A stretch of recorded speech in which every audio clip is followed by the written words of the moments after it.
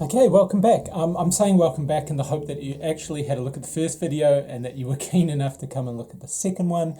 Otherwise, I will link to the first one so that you can go and have a look at the A's in my alternative CD collection, alternative slash indie, and you can maybe go to that video to just give a sort of brief outline of why I'm doing this and what my, what is it?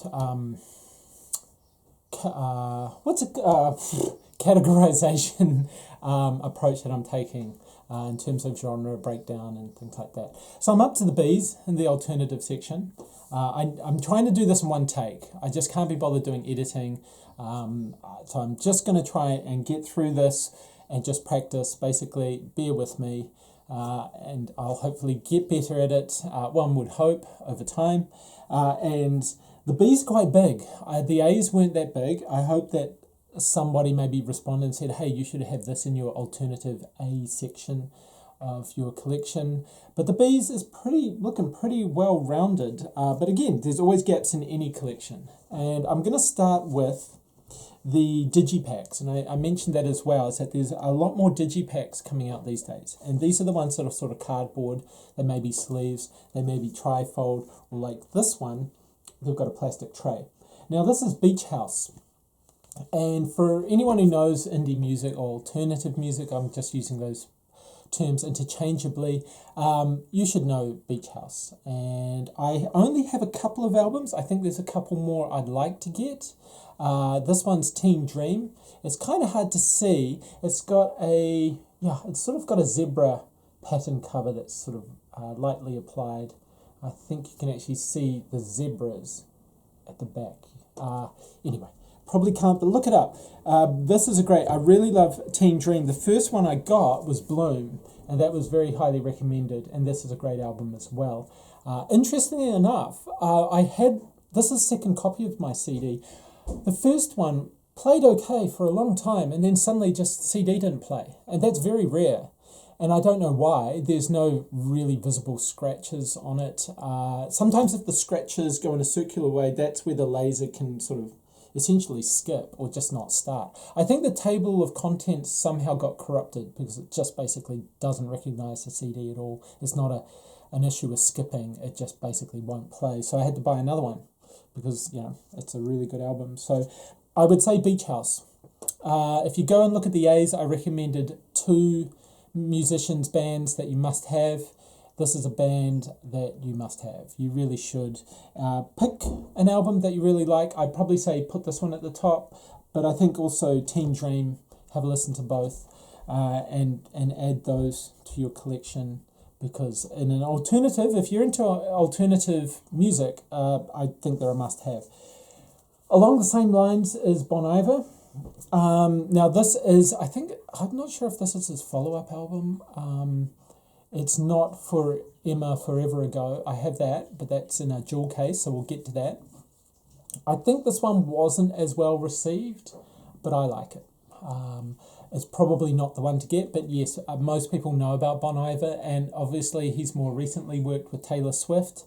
That's what those big pop stars can do. They can tap into this kind of talent. I think she produced her folk album with Bon Iver and The National, and possibly somebody else in that sort of alternative indie. I do know that this is kind of folky as well. I mean, it's got sort of a folky sound to it. I do have folk country and international as a separate collection. This is one of those situations where do I put it? I mean, this one is probably less self-reflective. What's a sort of way to describe it? It's a little bit more lush and orchestral, so it didn't seem to be folky like For Emma Forever Ago. And what's this one? It's just self-titled, Bon Iver, Bon Iver. But definitely look into that. I feel that Beach House and Bon Iver are probably essential for an alternative collection. It's just which album do you get? Have a listen to them. The other thing, I like the cover art. I think the first one I started with in the A's was an album that I bought just based on the cover art, which is not something I typically do. It's just not, it's a risk. You shouldn't ever judge a book by its cover, of course.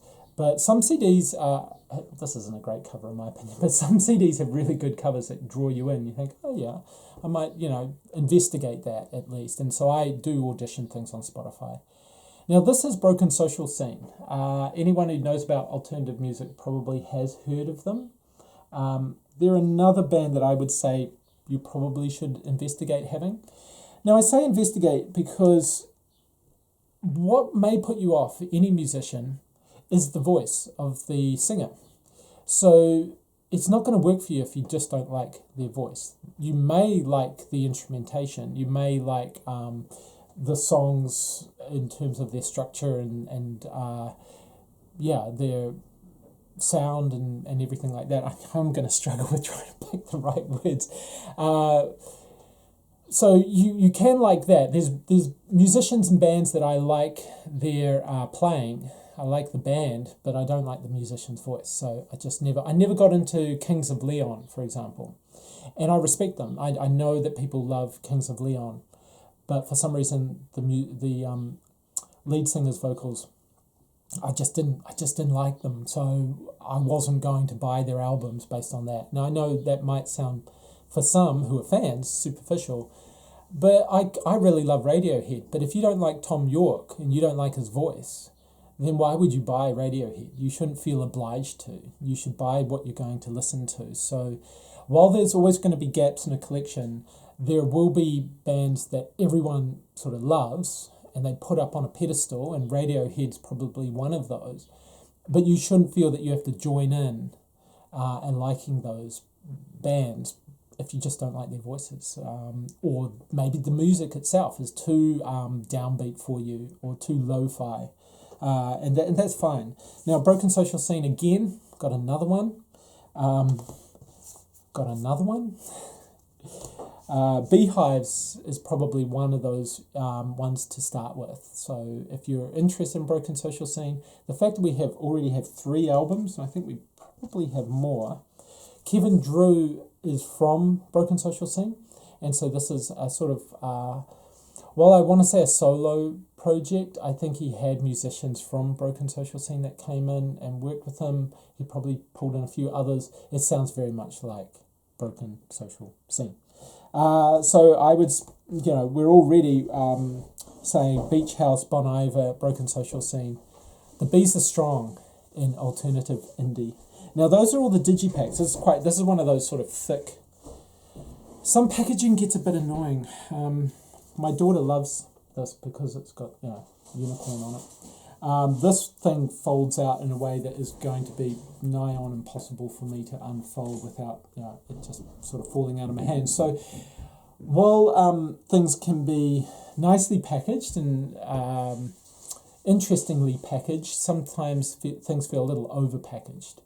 There is only 1 CD in here, and yet it looks like it should have 2 or 3. Just wiping it clean. The other thing with owning CDs and vinyl, if that's what you're into, is you do want to keep it in pretty good condition. That's why the way I've stored everything and why I've got the Digipacks in their own place. Because I've seen people with videos where they put in everything together. So, they'll have jewel cases and Digipacks next to each other. And I just find that sizing-wise, if you can see that, it doesn't quite work for me. But eventually I'll show you where I keep my CDs and how I keep them and the reason why I'm doing it like this. So those are the Bs for alternative in the Digipack format. Now we're going to move on to the jewel cases, and I talked about that before. This is the standard sort of jewel case, although that's not entirely true. If you ever get a crack, and again, this goes back to the idea of keeping them in good condition, like if I get cracks in the cases, and you get that when you have 2 small kids, I do want to go out and buy. This has a very small. Look at that. Oh, can I live with that? Maybe. I've just noticed it. I may replace this case. But yeah, if you get a major crack, I do want to get a new jewel case, and they're not all designed the same. You might just want to change the front, and it won't quite fit. I've discovered that with jewel cases. So I have to buy the whole sort of front and back to replace everything. Not always, but yeah, they've all got slightly different designs. I also prefer when they've got these bars, if you can see those, rather than the little dots, because the little dots, and I think this wasn't one with a little dot, because you can see a little bit of the cover. I'm getting very pedantic here now, trying to get that, where you get, and I'll come across them and point it out, but these originally they had these little dots to hold the card or the sleeve or the booklet in, and then they moved on to these sort of long strips to hold that in, so that when you opened up the CD, the thing didn't just slide out completely. But those ones did a little bit of damage to your cover. Now this is Band of Horses. I should get on to the band. And they're one that's interesting because they've got alt country, and I'm just trying to think, I've kind of mixed things up a little bit. Like does it go in country or does it go into alt country for alternative? Is that the dominant genre?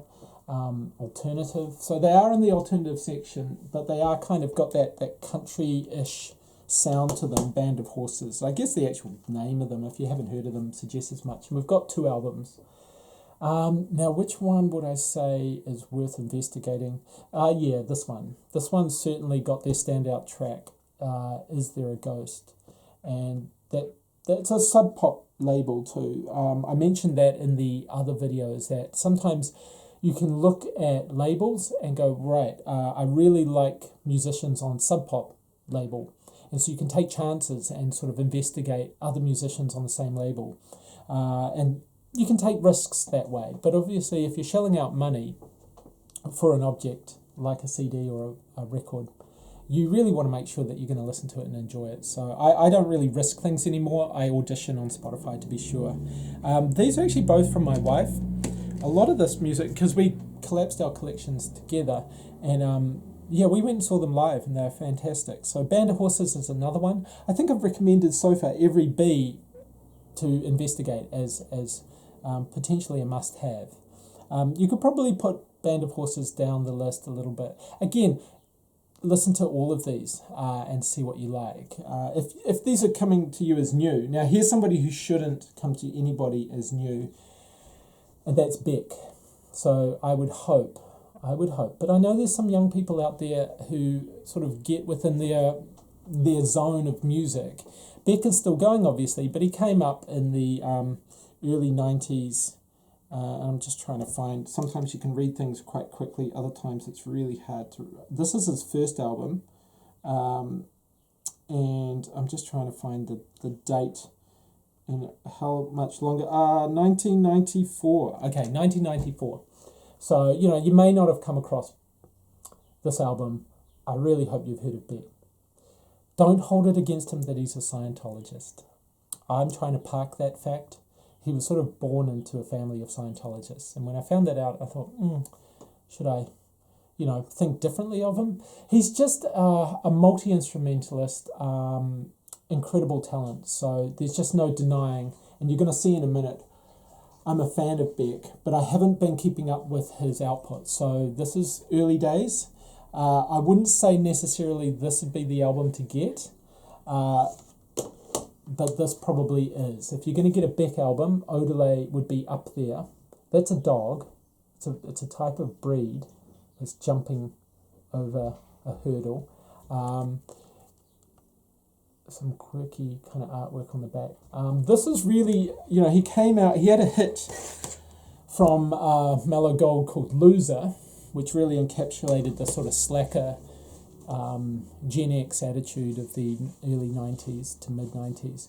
But then he went really upbeat and quite poppy with Odelay, and he just did a lot of sampling, basically, from a lot of soul, funk, and he's not a bad singer, but he's just his choice of cuts and his choice of music that he plays, because he can just play everything, and how he puts it all together, it works. He's just one of those people that has actually had a huge influence. So check out Odelay. Now, then I just keep going. So there's Mutations. You could check out Mutations. If you can hear the cat, that's the cat in the background just getting up for a feed.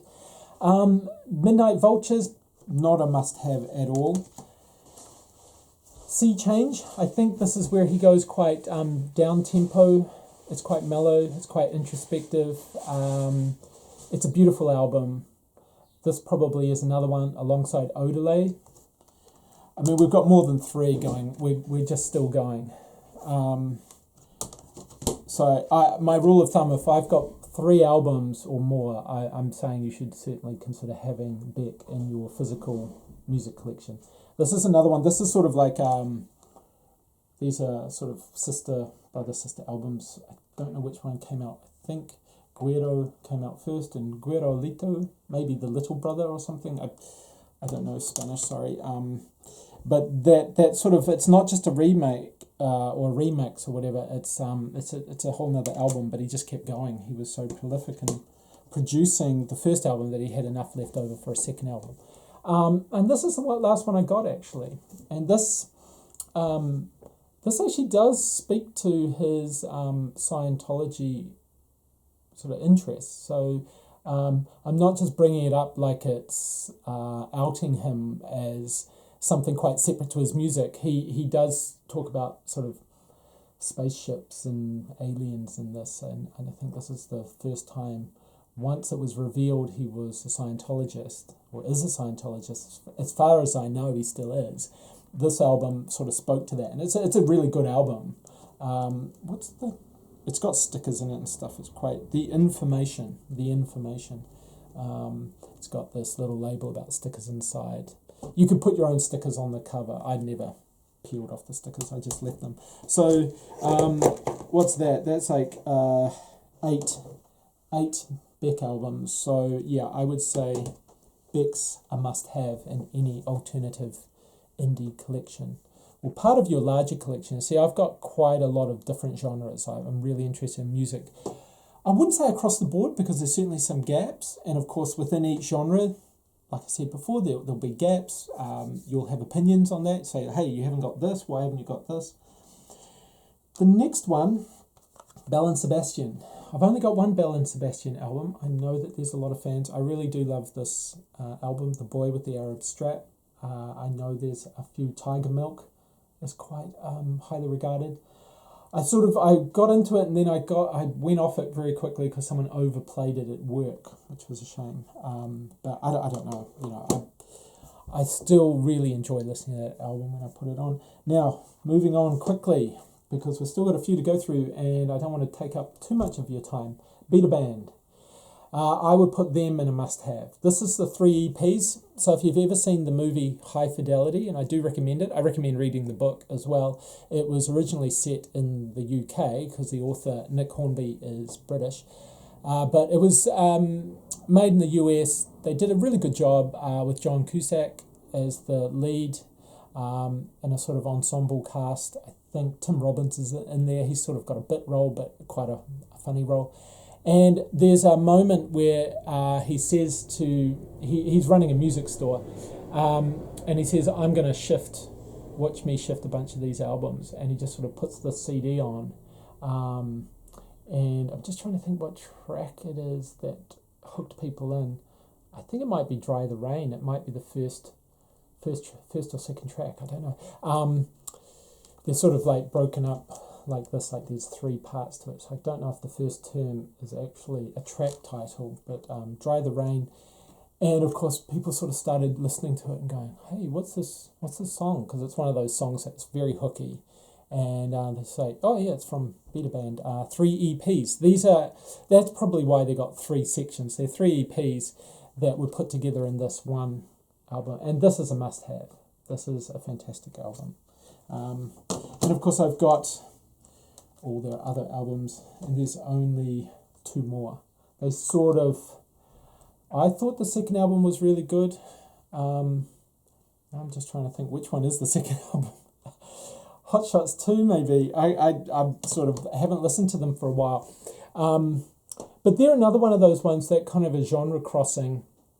They use a lot of sort of hip-hop elements in them, like the Beastie Boys, but they're not rapping, they're sort of singing. This is their last album.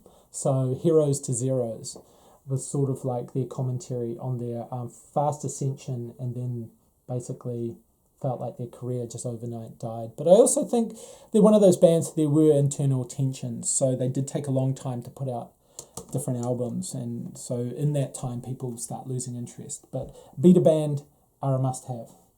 Now, what am I up to? Okay, Blur, British album. British band.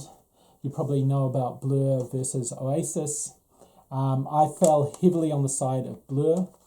This is their first album, and I think this is an essential album. It's not always highly rated on those sort of rating platforms.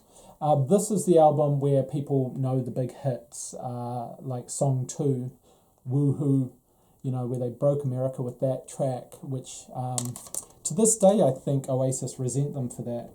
And then they have a bunch of other albums, which I had them together on this Live in Tokyo album at the Budokan, which is sort of like a sampler of a few of their other albums, plus these two that I've got. Park Life I used to have on cassette tape, actually, way back in the day, but I never got it on CD. Park Life is another Blur album that's worth looking at.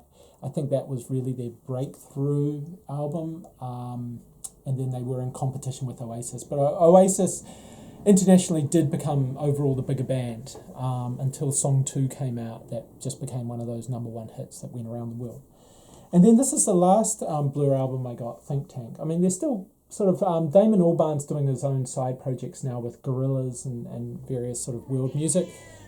Yeah, that's right. Poppy the cat does enjoy Blur. This isn't bad either, but I would say investigate Blur, but again, that's Britpop, so you're either into sort of the Britpop sound or you're not, and you may prefer Oasis because they're more sort of like got that Beatle-esque rock sound, whereas Blur's a little bit more sort of melancholy and introspective, self-aware, self-conscious. I think Damon Albarn, if you've ever seen him interviewed, there's a really good documentary called Live Forever, which is on Britpop, and I highly recommend that. I might link to it. And go and investigate that, and you'll see that Oasis, Liam and Noel Gallagher come across a lot more engaging and fun to hang out with than Damon Albarn. But I think music, yeah, that's right. She's vocalising her interest in what I'm talking about. She's like, why are you just talking? And yeah, so I'm being heckled now by my 17-year-old cat. Anyway, I've lost my train of thought. Okay, yeah, so, I mean, there are other bands from the Britpop era, but I sort of went into Blur more than anything. Radiohead sort of kind of on the periphery of that because they're not really considered poppy enough. Britpop really was popular music coming out of Britain.